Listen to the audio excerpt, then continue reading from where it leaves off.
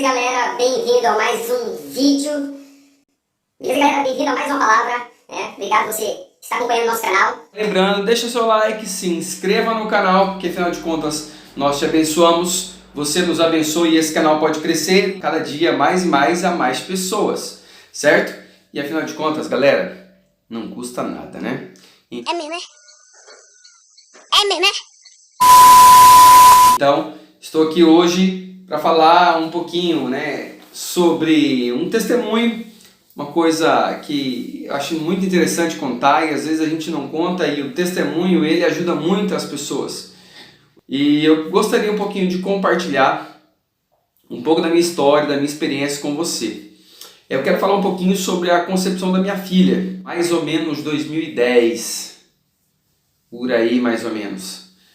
Mais ou menos nessa época de 2010, eu e minha esposa já tínhamos aí mais de 5 anos de casado, aliás, 2010 não, 2012, né?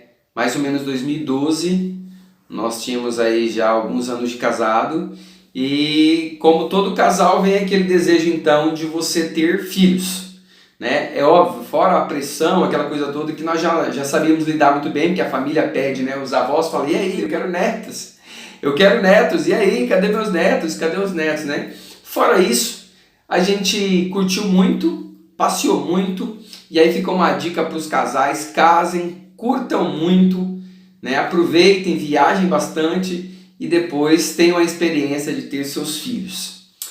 Mas a gente foi ao médico, né? A gente começou a tentar ter um filho, e, né, procurando ter um filho, e a minha esposa inicialmente não engravidava, e a gente foi pesquisando para saber o que poderia ser, né, o que acontecia do fato dela não engravidar.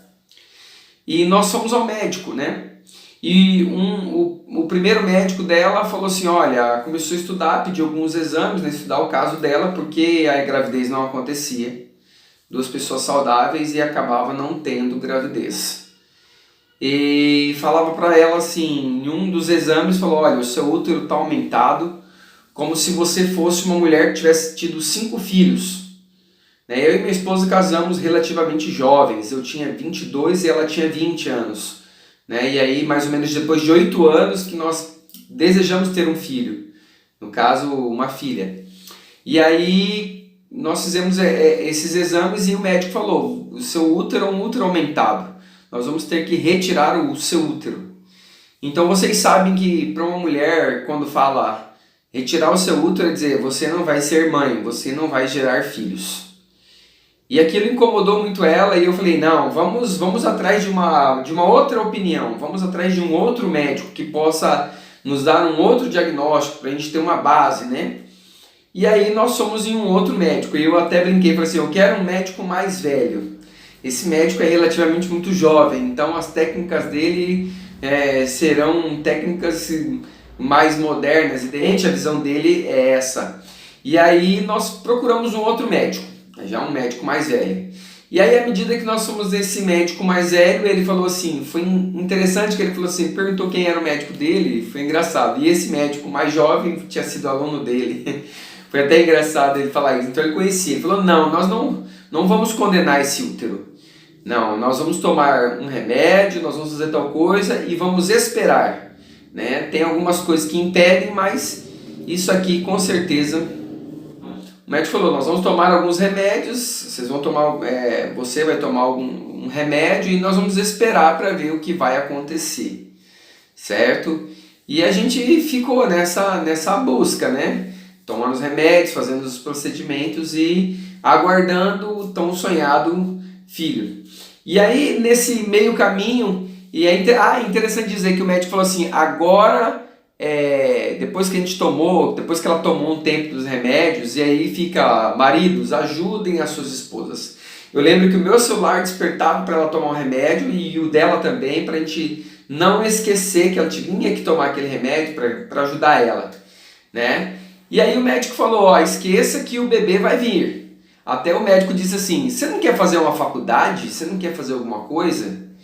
E aí ela começou a se distrair, falou, vou fazer uma faculdade, começou a fazer academia, para não ficar só pensando. E, queridos, o psicológico da pessoa ele joga muito nessa situação. Ele pode jogar a favor e ele pode jogar contra.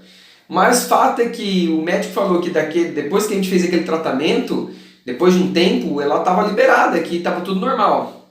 Queridos, depois desse tempo, ela teve até uma gravidez psicológica. Ela sentia todos os sintomas, sentiu a barriga mexer, sentiu leite nos seios e tudo, e a gente fazia exames e ela fez exame de farmácia, exame de sangue, para tirar a dúvida. Chegou uma hora que eu falei para ela assim, exame esses exames de sangue nós nem vamos fazer mais, daqui a pouco você não tem sangue mais. De tanto que ela ficava pensando nisso. Eu falei, vai fazer sua faculdade, faça sua academia e vai vir. E um dia eu cheguei em casa mais cedo do trabalho e eu estava assistindo TV e comecei a passar os canais. E eu não me esqueço que foi um culto daquela igreja do R.R. Soares. E o pastor R.R. Soares estava falando de trazer a existência aquilo que não existe. Ele estava falando de Romanos 4,17, que diz bem assim: como está escrito, eu o constituí pai de muitas nações. Ele é o nosso pai aos olhos de Deus, em que creu. O Deus que dá vida aos mortos e chama à existência coisas que não existem, como se existissem. Aquela palavra me tocou profundamente, essa situação de você chamar à existência aquilo que não existe. E a partir daquele momento, e ali na pregação falava, chama a existência, ore, faça um propósito, faça alguma coisa. Eu fiquei pensando, Deus, eu sou o sacerdote do meu lar, eu vou orar pela minha esposa. E aí eu fiz um propósito de orar por ela, de chamar à existência aquilo que não existia. E eu não sei você, mas eu sempre tive uma coisa comigo, não sei porquê, parece que se a gente tem que orar por alguma coisa, e você for fazer um propósito, e aquilo realmente você for fazer um propósito verdadeiro, forte, vamos dizer assim, não sei se é bem essa palavra, para mim tem que ser 3 horas da manhã. E aí eu comecei a falar, Deus, eu quero acordar às 3 da manhã e eu vou orar. A partir daquele momento que eu decidi fazer isso, todas as noites, às 3 horas da manhã, eu acordava, simplesmente despertava. E eu creio que é o Espírito de Deus me despertava para orar. Eu deitado do lado dela, eu colocava a mão sobre a barriga dela e falava, Deus, eu trago à existência aquilo que não existe. Coloca esse bebê aqui dentro, Deus. Faça com que ela possa ter a experiência da maternidade, que eu possa ser pai. Eu chamo à existência os nossos filhos. E a gente sempre orou e pediu que uma seria Maria e outro seria Pedro. Se viesse a Maria, se viesse o Pedro primeiro, a ordem não importava, mas nós queríamos ser pai de um menino e de uma menina. E todas as noites, 3 horas da manhã, pontualmente, querida, às 3 horas da manhã, simplesmente eu estava na cama deitado e acordava. E começava e sabia que ali era a hora de orar por ela. E eu colocava a mão e falava, Deus, eu trago à existência aquilo que não existe. O homem falou uma coisa, o médico falou outra, mas a última palavra é sua. E todos os dias, pontualmente, às 3 horas da manhã eu falava, Deus, eu trago à existência aquilo que não existe. O nosso bebê está aqui, Deus. E orava todas as noites. E por um tempo eu fiz isso por um período de tempo. Até que um dia ela pegou e eu vi que ela estava suspeitando que estava grávida, mas nem pediu para fazer o exame de sangue e nem pediu para eu comprar um exame de farmácia. Eu vi que ela chegou com o exame assim, de farmácia, E ela falou, e a gente foi dormir. E aí a gente foi dormir e no outro dia cedo, que ela falou que tinha que ser o primeiro xixi e tal, eu vi que ela levantou quietinha, num sábado. Ela levantou e foi ao banheiro, eu vi que ela demorou e não falou nada. Aí eu só gritei de lá do quarto para não botar aquela pressão, E eu falei assim, e aí? O que deu aí, Aí ela falou assim, eu acho que tá errado. Falei, o que foi? Tem 2 risquinhos.